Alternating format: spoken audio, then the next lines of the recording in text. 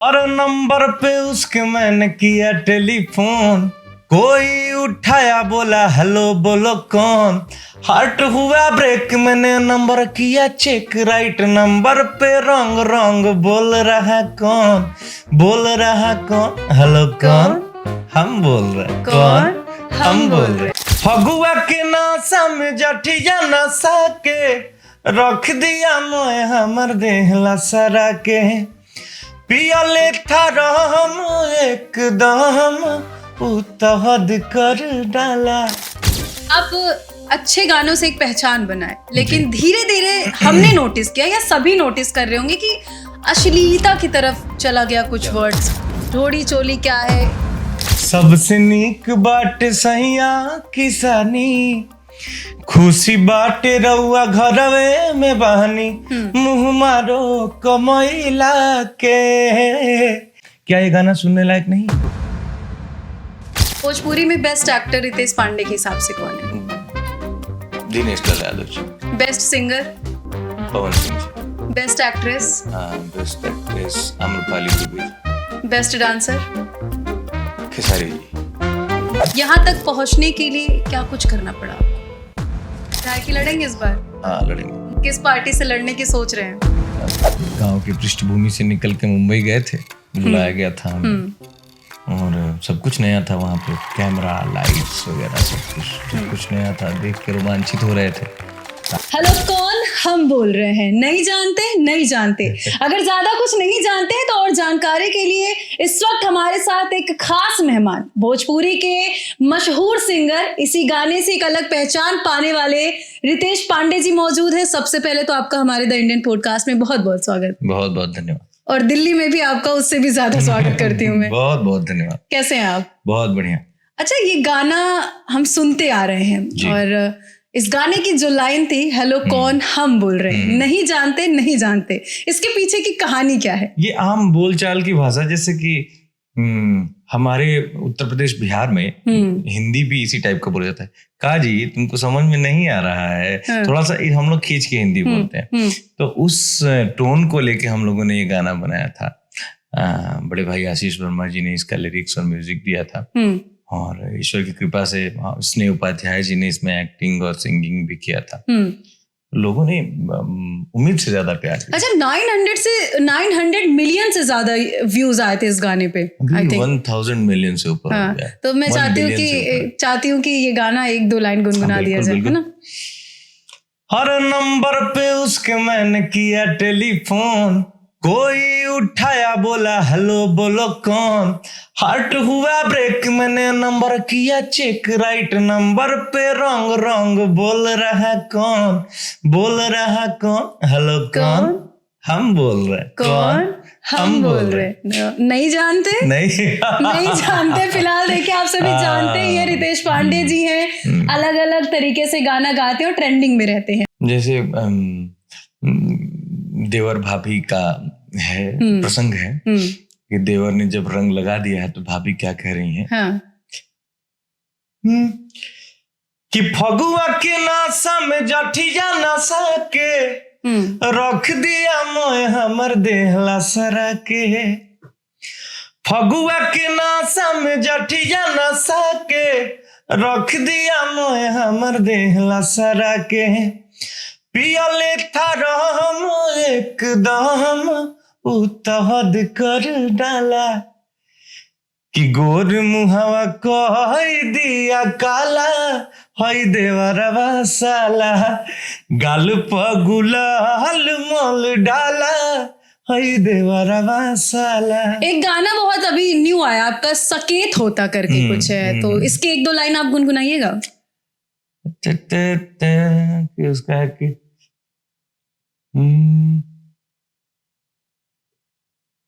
Sugar sugar बदन sugar आई दी का, गलिया में रंगावा लगाई दी का, ऊपर से नीचा तू भिज गईलू, मेहरी के कपड़ा पहनाई दी का। इस टाइप का लिरिक्स है, थोड़ा सा लिरिक्स में भूल रहा हूँ। अच्छा कोई नहीं, आप अच्छे गानों से एक पहचान बनाए, लेकिन धीरे धीरे हमने नोटिस किया या सभी नोटिस कर रहे होंगे कि अश्लीलता की तरफ चला गया कुछ क्या बात वर्ड्स। कर रही हैं? नहीं, कुछ लोग ऐसा कहते हैं कि जो सकेत होता मतलब क्या है, ढोड़ी चोली क्या है। नो, सकेत होता मतलब टाइट, जैसे कि कुछ नहीं होता है, कपड़े जो फिट नहीं होते हैं, कुछ टाइट हो जाते हैं, उसी को सकेत होता बोलते हैं भोजपुरी में। विडंबना ये है ना कि जैसे कि अब हिंदी में बोलते हैं पति, हाँ। भोजपुरी में बोलते हैं भतार। अब इस वर्ड को लोग अश्लील बोलते हैं, लेकिन भोजपुरी में अश्लीलता है कि नहीं है? बिल्कुल नहीं, नहीं है। भोजपुरी में बिल्कुल अश्लीलता नहीं है। अश्लील एक पर्टिकुलर कोई कंटेंट हो सकता है, न कि पूरी भोजपुरी इंडस्ट्री और भोजपुरी सारे कंटेंट अश्लील। लेकिन बदनाम तो भोजपुरी ही है अश्लीलता के लिए, ये तो आप भी बखूबी जानते हैं और सभी लोग कहते भी हैं। अब उसकी वही सोच तो बदलनी है। हाँ। अब मान लीजिए बदनाम कभी हो गया तो ऐसा कोई निश्चित थोड़ी नहीं कि हमेशा बदनाम ही रहेगा। अच्छा रितेश जी, मेरा पर्सनल आपसे सवाल होगा कि अगर भोजपुरी में अश्लीलता वर्ड सालों से बदनाम हो रहा है तो इसका जिम्मेदार कौन है? इसके जिम्मेदार आप जिसको कहना चाहती हैं वो भी हैं, मान लीजिए गाने वाले, लिखने वाले, और कुछ हद तक जिम्मेदार जो बिना भोजपुरी गाने को सुने हुए, बिना ये जाने कि अभी भोजपुरी में कैसे गाने आ रहे हैं, वही अश्लीलता की रट लगाए बैठे हैं, वो भी हैं कुछ हद तक। मतलब जिम्मेदार मानते हैं किसी को? अरे मैं कह रहा हूँ सभी हैं। देखिए, भोजपुरी में अश्लीलता तो बदनाम है, लेकिन जो एल्बम्स आते हैं वो सुनने लायक नहीं होते। यही तो विडंबना है। हाँ। आपके दिमाग में एक चीज घर कर गई है कि जो गाने आते हैं वो सुनने लायक नहीं होते हैं। मैं आपको उदाहरण देता हूँ। एक गाना है कि सबसे नीक बाटे सहिया किसानी, खुशी बाटे रउआ घरवे में बानी।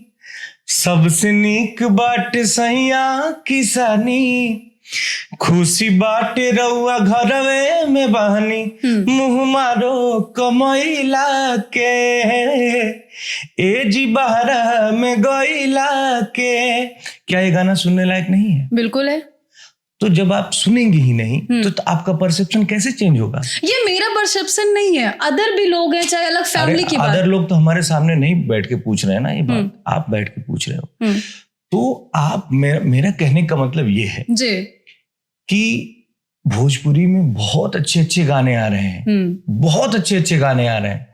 एक गाना है हमारा कि भैया हमारे हवे राम जैसन, बहुत बढ़िया गाना है। माने ले हमके परान जैसन, अरे सोची है का बाबुआ का सोची मारी हो का सोची माई, कैसे के जाई है अलगारी ए धन के कोखिया के भारी। ये भोजपुरी एल्बम का गाना है, बहुत अच्छा गाना है। मेरा कहने का मतलब ये है कि आप लोग भी इस बात को कहें, क्योंकि आप लोग देखिए लोकतंत्र के चौथे स्तंभ हैं, आपकी बात लोग सुनते हैं, समझते हैं। तभी तो जब आप लोगों से हम लोग जुड़ते हैं ना, तो हम चाहते हैं कि आप लोग भी अपनी राय जरूर दें इन चीजों पर। मेरी राय यही है कि आप सभी परसेप्शन जो पुराना बन चुका है कि भोजपुरी अश्लील है, ऐसा बिल्कुल नहीं है। वो कभी था और 19-20 हर जमाने में होते हैं, हर समय में होते हैं। बिल्कुल। आज भी वैसे गाने मान लीजिए एक आध आते हैं, लेकिन हम लोगों का क्या है, मैं एक बात बार बार कहता हूं कि शरीर में बहुत सारे अंग हैं, लेकिन पहचान तो फेस से होती है, मुंह से होती है। बिल्कुल। वैसे भोजपुरी के अच्छे गाने भोजपुरी के फेस हैं, भोजपुरी के मुंह हैं। तो प्लीज भोजपुरी की पहचान भोजपुरी के अच्छे गानों से की जाए।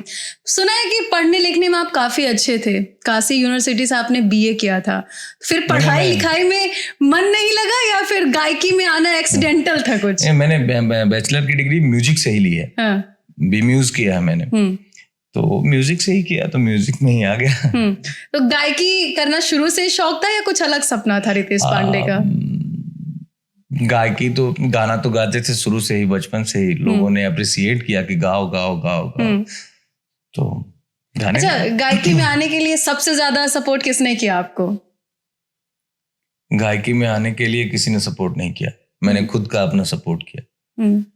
हाँ, हमारे संघर्ष के साथ ही रहे हैं, लेकिन गायकी में आने के लिए तो हमें खुद बहुत संघर्ष करना पड़ा कि नहीं हम गाएंगे, गाना गाएंगे। परिवार का समर्थन? देखिए परिवार के लोग, देखिए कोई भी परिवार का अभिभावक अपने बच्चे का बुरा नहीं चाहता, बिल्कुल भी नहीं। तो लोगों को लगता है कि अरे यार ये पढ़ाई लिखाई छोड़ के गाना गाएगा तो कहीं इसका भविष्य खराब ना हो जाए, इसलिए परिवार के लोग विरोध करते हैं। और उस समय लोगों ने इसका विरोध किया, लेकिन हम उन्हें विश्वास दिलाने में सफल हुए कि मैं अपना जिंदगी खराब नहीं करूंगा, हम इसी से पढ़ाई कर रहे हैं, हम कुछ ना कुछ कर लेंगे। तो परिवार का सपोर्ट मिला। और फिर मैं, कब वो दौर आया जब आपको खुद लगा कि नहीं भैया अब रितेश पांडे थोड़ा सफल हो रहे हैं और परिवार को भी मनाने में सफल हो गए हैं? असफल तो नहीं, उस समय तो संघर्ष तो देखिए जीवन भर है, अभी भी संघर्ष चल रहा है जी। उस समय तो बहुत मुश्किल था मनाना सबको, लोग बिल्कुल तैयार नहीं थे, लेकिन पिताजी ने हमारे कहा कि ठीक है, इसका जो मन है इसको करने दिया जाए। तो फिर मैंने आगे। क्या पिताजी ने आपके उनकी जो सेविंग के पैसे थे वो आपके लिए लगाए थे गाने में, ऐसा सुनने में आया था, इसमें सच्चाई है? बहुत ज्यादा सेविंग के पैसे नहीं थे हमारे घर में, हम लोग मध्यम वर्गीय परिवार से आते हैं, छोटा सा किसान का परिवार है हमारा। पिताजी हमारे शिक्षक थे, लेकिन बहुत सारी घटनाएं हैं ऐसी हैं जिस बीच में उनकी वो लोग फिर कोर्ट में केस लड़ रहे थे, तो लास्ट के 2-3 साल जब नौकरी उनकी बची तो फिर वो फिर बहाल हुए। बीच में तो किसान का ही अपना कार्य था घर का। घर के पैसे हमें मिले, कुछ जो पैसे थे थोड़े बहुत मिले हमको, लेकिन उससे कुछ हो नहीं पाया। चलिए ज्यादा इमोशनल नहीं होते, फिलहाल सबकी जिंदगी में संघर्ष रहता है। अभी जहां हम बैठे हैं, आप मेरे सामने बैठे हैं, आपने वो पहचान बनाई, अपनी मेहनत से वो मुकाम हासिल किया कि आज मैं आपका इंटरव्यू ले रही हूँ। यहाँ तक पहुंचने के लिए क्या कुछ करना पड़ा आपको? मेहनत। इसके बाद देखिए मेहनत के अलावा कुछ नहीं है। एक मेहनत होता है इंसान का, एक ईश्वर की कृपा होती है। बिल्कुल। किसको मानते हैं आप, कौन से ईश्वर को, किसके भक्त? आपको लगातार काशी विश्वनाथ मंदिर में दर्शन करते हुए देखा जाता है। बिल्कुल। हम तो हमारे बड़े भाई ने कहा था कहना नहीं चाहिए, लेकिन ये बात आ गई तो मैं कह दे रहा हूँ जी। मैंने जितने भी 12 ज्योतिर्लिंग हैं भारतवर्ष के, हम सब जगह जा चुके हैं बाबा भोलेनाथ का दर्शन करने। और मैं सबसे ज्यादा मानता हूँ माँ विंध्यवासिनी को। उत्तर प्रदेश के मिर्जापुर जिले में माँ विंध्यवासिनी का धाम है, मैं बचपन से वहीं जाता रहा हूँ, जो भी है उन्हीं की कृपा से। अच्छा रितेश जी, आज मैं आपके साथ बैठी हूँ तो मैं एक चीज शेयर करूंगी। मैंने एक आपका गाना सुना था, जा ये चंदा ले आवा खबरिया। जी। तो उस गाने में बड़ा दर्द था। उसके बाद आपका एक गाना आया कि पियवा से पहले हम आ रहे हैं। तो मतलब ये दोनों गाने कहीं ना कहीं थोड़ा सा मिलान करते हैं, या कुछ ऐसा आपकी निजी जिंदगी में हुआ था? हमारी निजी जिंदगी से इसका कोई लेना देना नहीं है, ये सिर्फ और सिर्फ मनोरंजन के लिए। एक बारी वो गाना गाएंगे? कौन सा? जाए चंदा ले आवा खबर। पहले कहेंगे। चलिए पहले वही गा लेते हैं, वही सुना दीजिए। कि अब बात न हमसे हुई, सुना जे मोरे करे जा, हर दिल बड़ा तू जवान, मोबाइल के ले जा, तैयारे है याद पर जहिया कुआर रहलू, अपियावा से पहले हमार रहलू। कोई था या नहीं, बस ऐसे ही? मैंने बोला तो कि सिर्फ और सिर्फ मनोरंजन के लिए गाने हैं। गाने काफी ज्यादा लोगों ने पसंद किया। जाए चंदा ले आवा खबरिया, बहुत दर्द था उस गाने में। तजहिया से चल गईली हर छोड़ी के हम के, जहिया से चल गईली हर छोड़ी के हम के, जिंदगी भरिल सुनसान हो, जाए चंदा ले आवा खबरिया, जाए चंदा ले आवा खबरिया, कैसन बाड़ी मोर जान हो, ए चंदा कैसन बाड़ी मोर जान। क्या बात है। तो देखिए इन्होंने कहा और गाया भी, सुनाया भी। फिलहाल आगे और भी सवाल करते हैं, जवाब तो आप दे ही रहे हैं। गायकी पर हमने चर्चा कर लिया, अब आते हैं फिल्म पे। अच्छा, कौन सी ऐसी पहली फिल्म आपको मिली थी? पहली फिल्म हमें थी बलमा बिहार वाला 2। बलमा बिहार वाला 2। उसमें काम करने का एक्सपीरियंस कैसा रहा उस टाइम? अच्छा रहा।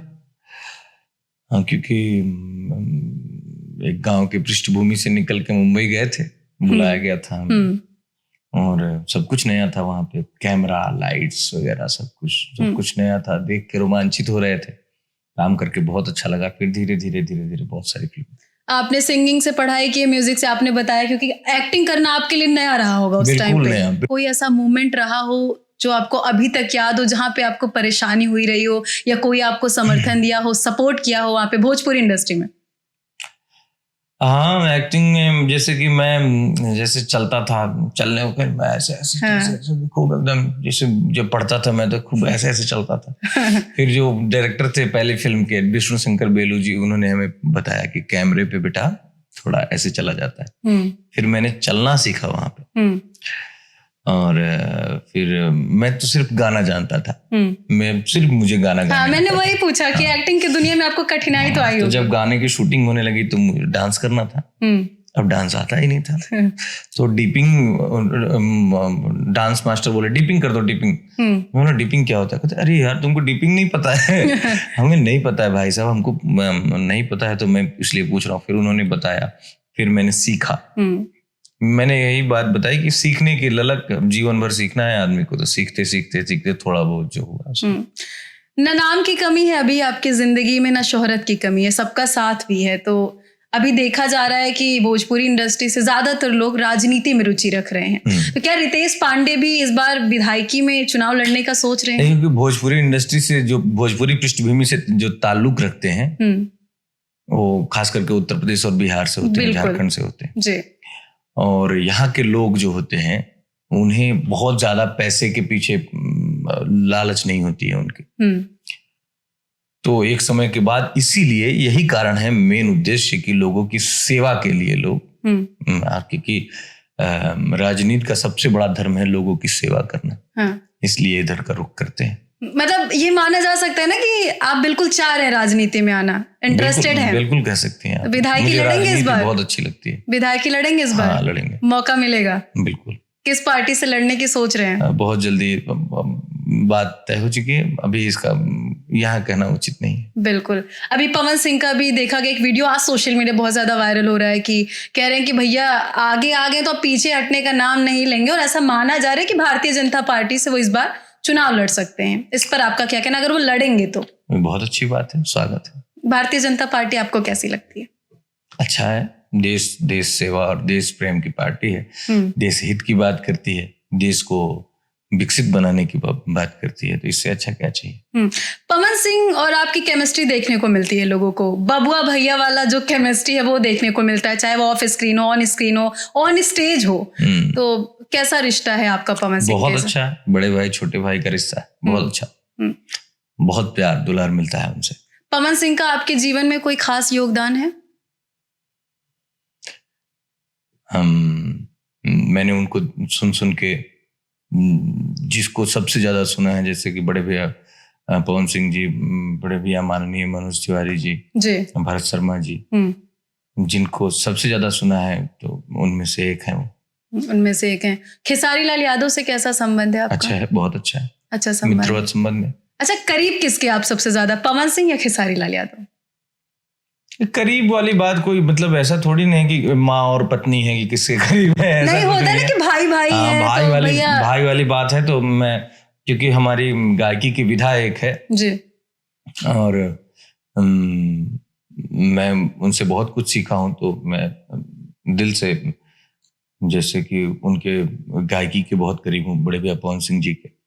और ऐसा नहीं है कि उनसे करीब हूँ तो खेसारी लाल यादव जी से दूर हूँ, वो भी, उनसे भी हमारा बहुत अच्छा संबंध है।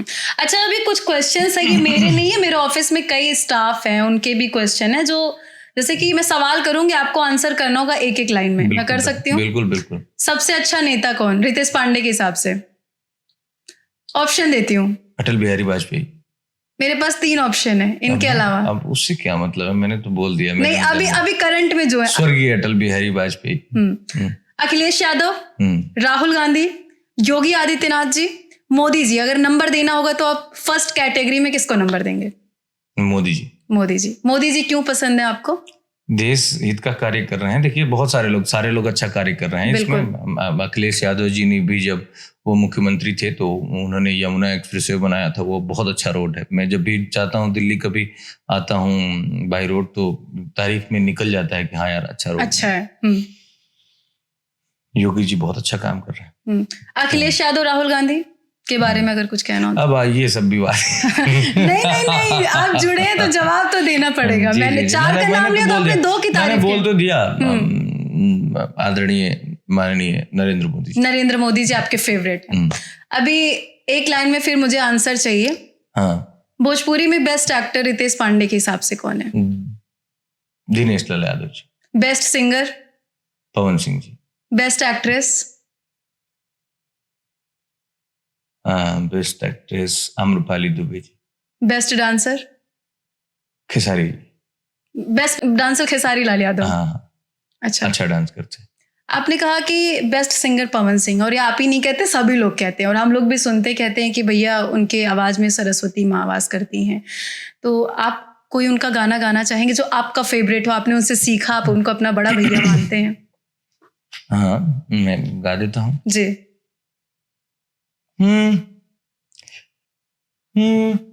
केहू दुनिया में नहीं खे तोहरा सिवा हो, तोहरा सिवा प्यार में नहीं की गोरी,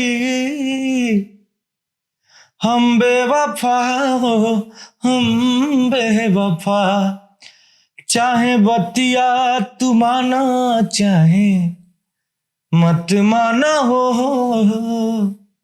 मत माना हो, प्यार में नहीं की गोरी, हम बेवफा हो, हम बेवफा। क्या बात है। अच्छा, मेरे दर्शकों को आखिरी में कोई मैसेज देना चाहेंगे? बस आप लोग भोजपुरी को ऐसे ही प्यार दुलार आशीर्वाद देते रहें।